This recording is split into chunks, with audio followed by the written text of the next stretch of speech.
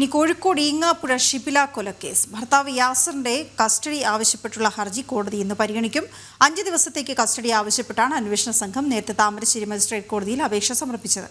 പ്രതിയെ കസ്റ്റഡി ലഭിച്ചാൽ കൃത്യം നടന്ന സ്ഥലത്തെത്തിച്ച് തെളിവെടുപ്പ് ഉൾപ്പെടെ നടത്താനാണ് അന്വേഷണ സംഘത്തിന്റെ തീരുമാനം. ദിസ്ന സുരേഷ് ചേർന്നു. ദിസ്ന, വിവരങ്ങൾ.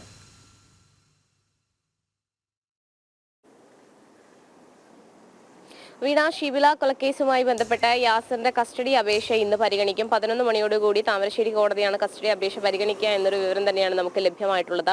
5 ദിവസത്തേക്കാണ് അന്വേഷണ സംഘം കസ്റ്റഡി അപേക്ഷ വെച്ചിട്ടുള്ളത്. നമുക്കറിയാം, ഈ കേസുമായി ബന്ധപ്പെട്ട് ഷിബില 18-ാം തീയതി തന്നെ ഈ താമരശ്ശേരി പോലീസിൽ പരാതി നൽകിയിട്ടും യാതൊരു തരത്തിലുള്ള നടപടിയും, അതായത് പോലീസിൽ വലിയ രീതിയിൽ വീഴ്ച ഉണ്ടായിട്ടുണ്ട് എന്നൊരു കാര്യം വ്യക്തമായിട്ടുണ്ട്. അതുകൊണ്ട് തന്നെ ഗ്രേഡ് എസ് ഐക്ക് സസ്പെൻഷൻ കിട്ടിയ ഒരു സാഹചര്യമാണ് നിലവിലുള്ള. അത്തരത്തിൽ പോലീസിന്റെ വലിയൊരു അനാസ്ഥ കൂടി നാട്ടുകാർക്കിടയിൽ വലിയ രീതിയിൽ ചൂണ്ടിക്കാട്ടുന്ന ഒരവസ്ഥയാണ് ഈ കേസുമായി ബന്ധപ്പെട്ടുള്ളത്.